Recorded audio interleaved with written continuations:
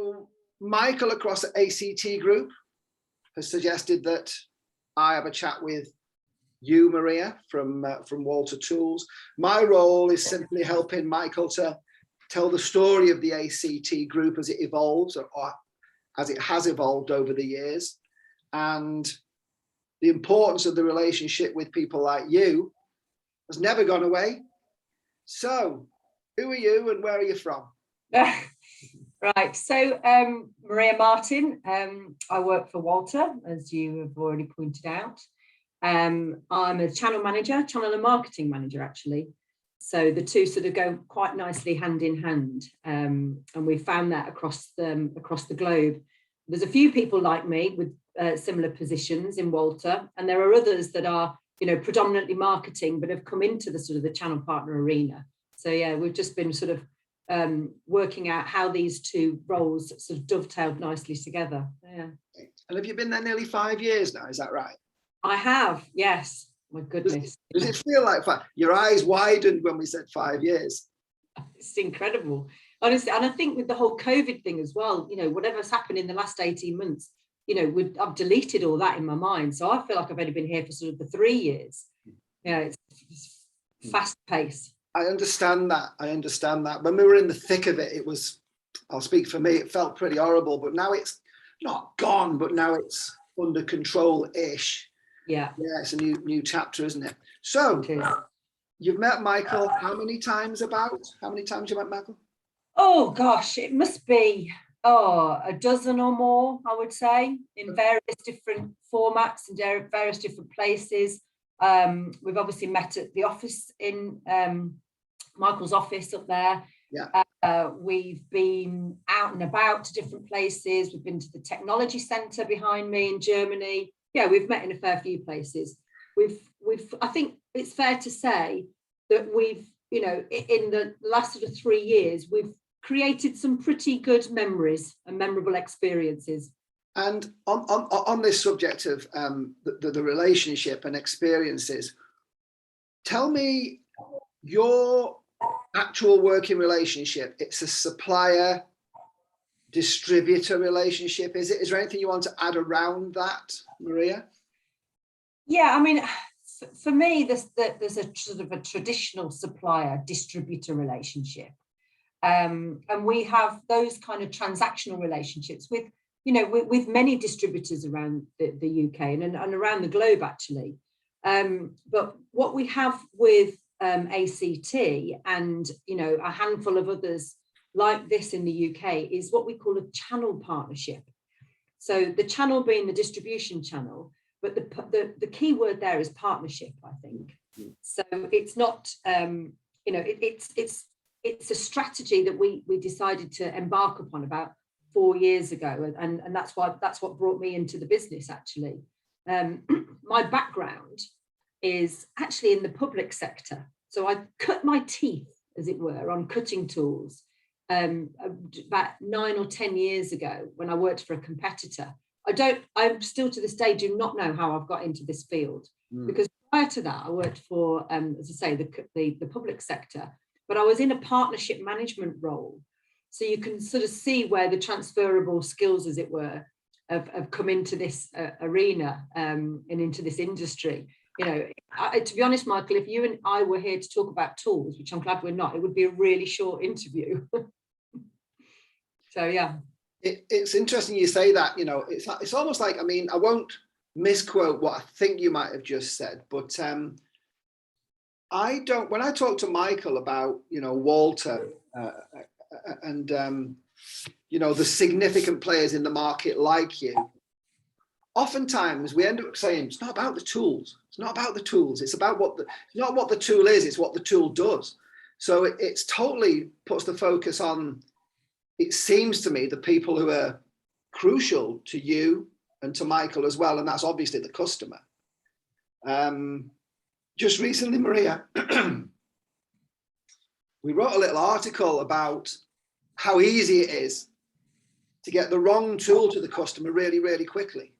And of course, we're being mischievous there, because it seems to me that when it goes wrong, it's about, and I want to know how you combat this. This is why I'm mentioning this. the impatient, the short-term thinkers, the purely sales-driven relationships and partnerships, as you mentioned. It's like, let's just get the tools out. You know, how do you combat that kind of inappropriate urgency? Because just to repeat, we put a really funky little article out recently about how easy it is to get the wrong cutting tool out there really, really quickly. And of course, we're being mischievous, because what's the point of that? Yeah. Do you know, I think, you know, and I go back again to when Walter UK, Walter GB, when we started out on our strategy to work with and select our channel partners and the people that we wanted to work with. You can't underestimate the amount of time you need to invest in understanding the business. So the business to business relationship is based on, you know, what we both need, what our expectations are, who are the stakeholders. You know, for me as well, what's really important is, you know, the sort of the owner principal level, you know, their ability to lead their organization, and, you know, to be able to convey what we both want out of this relationship. It's not easy to do that, because very often, as you just pointed out, you know, when it comes down to sort of the, you know, the engineer to engineer, they have got their own specific agenda, and it literally is about just, you know, it can be just about selling tools, you know, and like you say, getting them on the machine as quickly as possible. I think what sets this aside really is the value creation element, and what we're both trying to achieve here. And this is where the kind of the marriage or the mutual understanding comes from, is that, you know, yes, of course, we are, you know, cutting tools is our core business, you know, and in order for us to keep reinvesting in all the digital side of things, which I'm sure we'll talk about at some point today, you know, we need to consider, you know, applying these tools and being able to then, we've got to sell them because we've got to reinvest into technologies. But yeah, ultimately, I think where this kind of marries together is that actually we both want to solve a customer's problem and be a solution provider, rather than, you know, just selling one tool after the next. Yeah.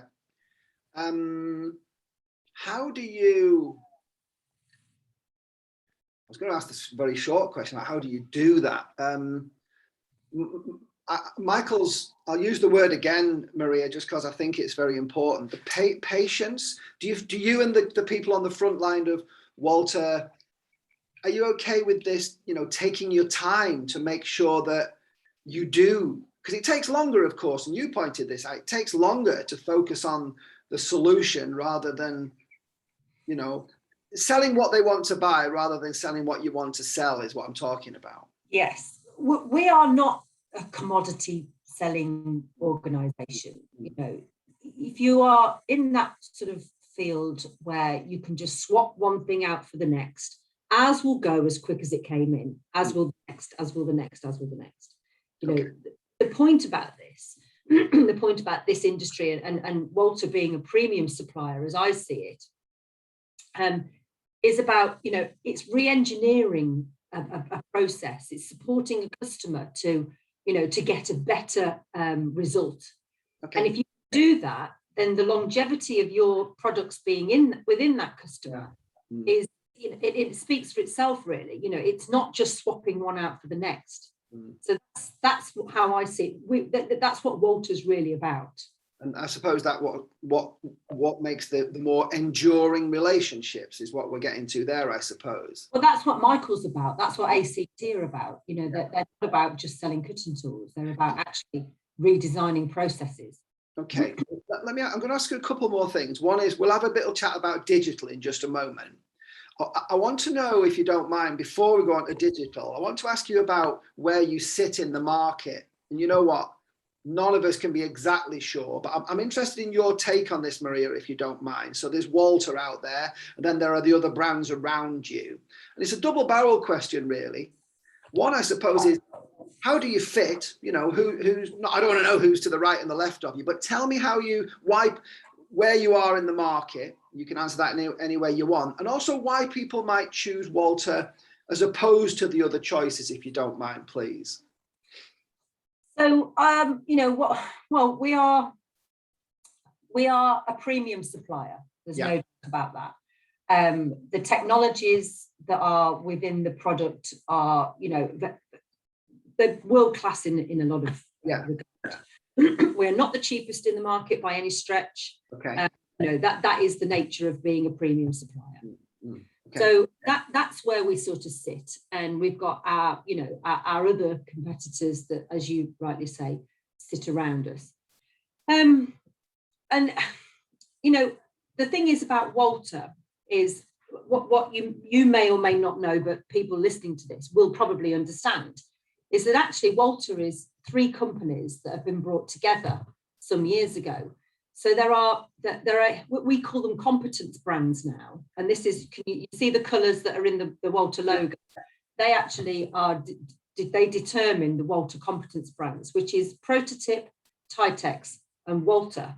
So these 3 brands came together. I don't know how long ago, but it was before I worked there, that's for sure. And they were brands in their own right. So what it's now brought is it's brought 3 big competencies together under the one umbrella called Walter.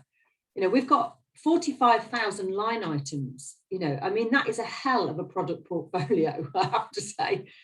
And I think that's kind of what sets Walter apart in some regards, is that we've got all the aspects of metal cutting engineering under one umbrella. And this is a tricky question, but I'm just curious. It popped into my head as you were talking about scale. You have a global footprint, an authentically global footprint, don't you, in terms of your distribution? Yes, absolutely. Yeah. We are, 3,500 people, I think, now work for Walter. Okay. Oh God, we've got. It was founded back in 1919. Yeah. So there's a lot of history in this brand. We serve over 80 countries. We've got in excess of 1,000 sales partners, and I say 45,000 line items. The list goes on. The scale is pretty big. I'm going to ask you about digital now. Following on from that, I'm going to mention something very briefly. I was listening to a little podcast thingy by the global head of marketing for the Olympic Games, right?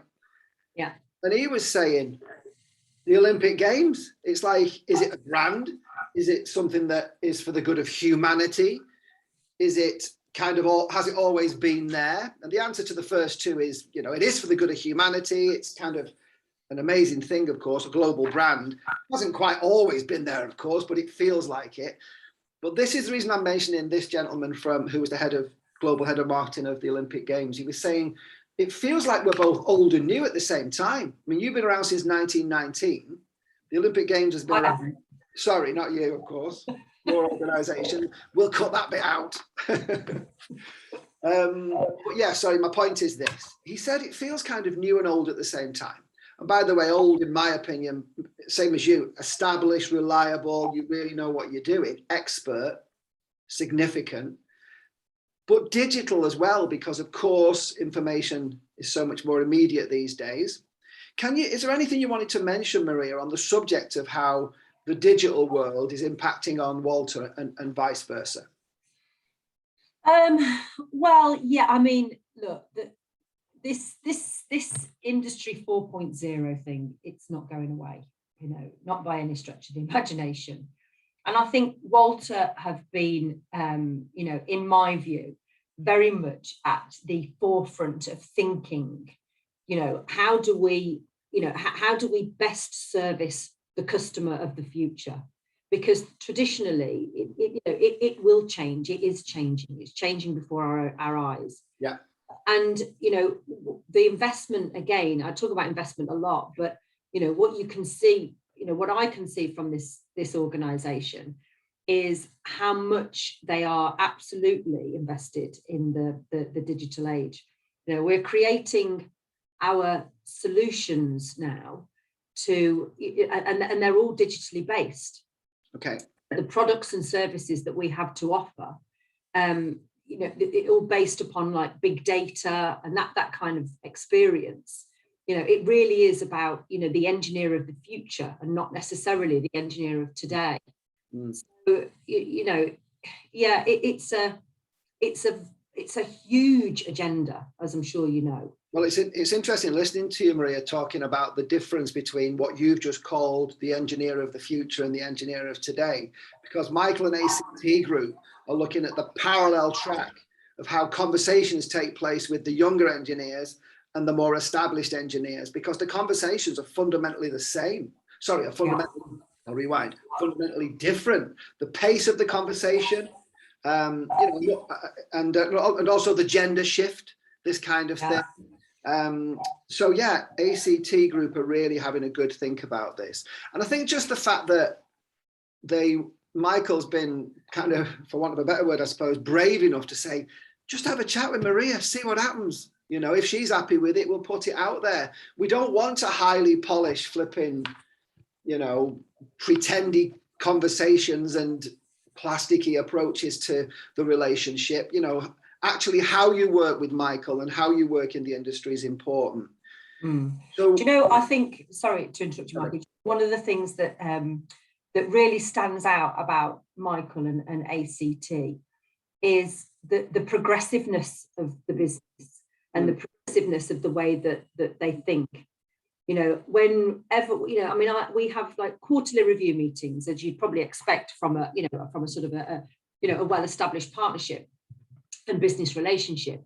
And every time we go to talk about, you know, sales targets, sales figures, it very, very quickly goes into, right, we're doing from a digital point of view, you know, the new website that he's working on, some of the products that we've got available. You know, Walter have been, you know, a real advocate of what ACT are doing and what Mychael's doing from that agenda, and it's great. It's really exciting actually, because, you know, we've got some things that are coming up and we'll be launching them this year. You know, they're a first in the market, they're a first globally, and we're doing this stuff with ACT. It's really exciting. But it doesn't sit still, does he? No. God, no. No wonder he's got no air. No wonder he's got no air. He's always moving so quickly. The reason I've got this on is because my hair is pretty much the same as Mychael's. But you have to be that, you know, that's a fast, this is the agenda, this is the digital agenda, it's fast pacing, you know, and fair play, he's keeping up. The last thing I'll say on that, and then we'll leave it, I suppose, is behind the scenes, we explore a lot. I mean, Mychael's way ahead of me and he's much deeper into the subject than me, but he's trying and trialing and exploring. But he's fast as well, you know what I mean? Once he's worked out what he wants to do, he'll go for it. And you know, sometimes it works, sometimes it doesn't. But of course, you've got to go through good to get to great. So he's going through lots of changes at the moment, and I'm excited by the future as well. Anything else, Maria? Because I think we've done really. Is there anything else you wanted to mention before we disappear? No, I don't suppose so. I think other than, you know, when we're talking about partnerships, you know, one of the things that I think that really jumps out at me with ACT is our ability to kind of, you know, just to keep that continuous improvement, you know, demanding stuff from each other in, you know, and expect more and challenge more. You know, it's a great environment to work with. I think this is why you mentioned the word partnership, beyond transactional, really, isn't it? Because you're trying to understand each other. Absolutely. And you know, we take seriously the people like Mychael. We take seriously, you know, their opinions and their viewpoints. You know, and you know, very often, you know, he'll be in contact with people from Germany. You know, talking to them about how he sees things and, you know, the developments as he sees them. And you know, we all take this on board. This is the point of the partnership. Is not just with me, and it's not just Walter GB. It's with Walter globally. Yeah. You know, and I think that's what resonates in terms of, you know, where we're at with them. On that though, and I keep saying it's going to be the last thing, but this is the last thing. I like the way that he and you as well, it would seem to me, it's not afraid to ask questions or say, I don't know, you know. So I think that particularly such established brands, we don't have to have all the answers. It's working. I don't know about this. So it's a hunger to learn all the time as well, which is really impressive, I think. So thank you very much, Maria. You're welcome. Thank you. I think we're done. Thank you. Great. See you again. Thank you. Cheers.